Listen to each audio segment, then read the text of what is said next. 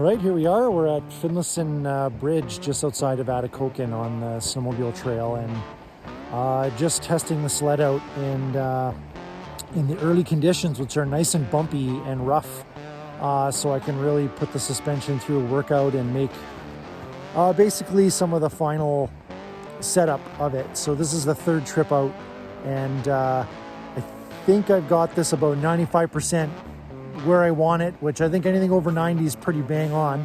And yeah, so I'm gonna go through just the changes that I've noticed and kind of what I think is a huge benefit of doing an upgrade like this. Yeah, so this sled is basically a different sled now. It absolutely rails on the corners compared to the old track and the old 36-inch ski stance and the shocks. This thing is just amazing. Like, I cannot believe how much of a difference that makes.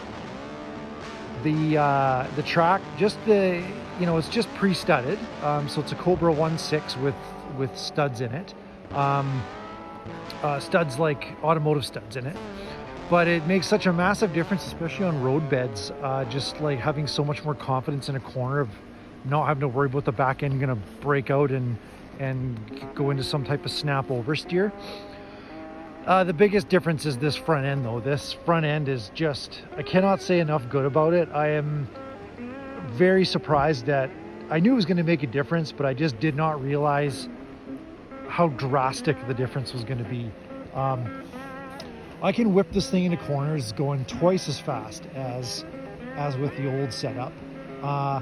And the main thing is, so the width is one thing, but these shocks are freaking amazing. The way they're set up right now, I'm just running them with, they have triple rate springs, and I'm running them with one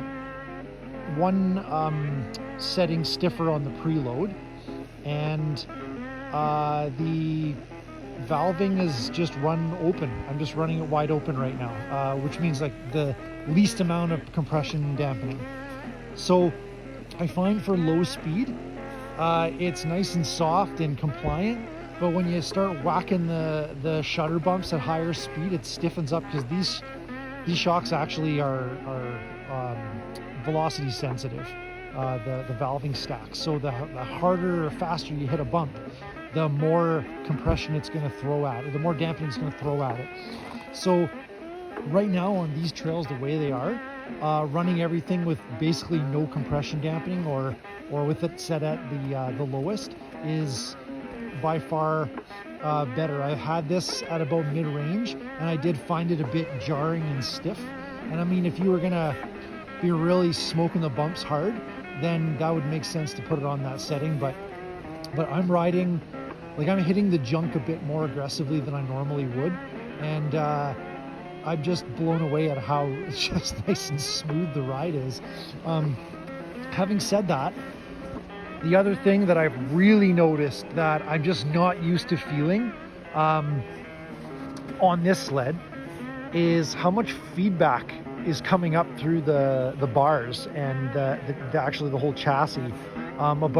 There's a lot more, hard to explain, but there's a lot more information being transferred to you about what is going on with the suspension and what is going on with the terrain. And I just think, higher quality shock, higher quality oil, higher quality components, it just gives you a lot more information about what you're doing and where you're traveling, and finding that's also, as I'm getting used to it, it's a big confidence booster as well, because I kind of can tell how hard the shock is working by what it's transferring through the bars.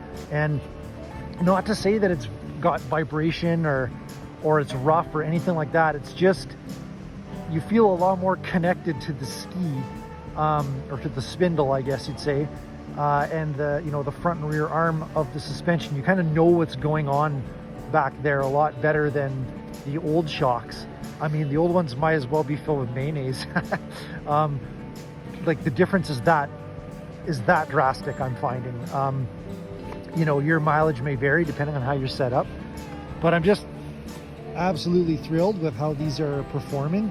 The rear is a little stiffer than I'm used to, but it's working out quite well. And like, cause my rear is pretty, the rear of this sled was pretty mushy with the stock shocks. There was not much dampening at all.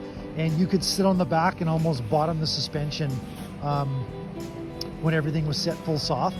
This set full soft, even with the springs set pretty much full soft, you can't really compress this very much. So it's a lot better. I'm finding I get better traction and better just from the suspension sort of doing what it should be doing. I'm getting a lot better traction up hills.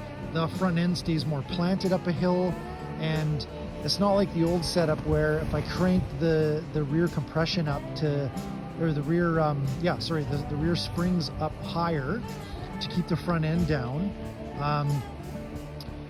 you know, you'd lose a bit of traction that way. With this, it's not the case. It's just, I think I've got the rear and front arms set up really like in the sweet spot, and they're both working well together on varied terrains. So I don't know if I'm going to change too much. The only thing I'm playing around with right now are the rebound dampening on the front and rear arm.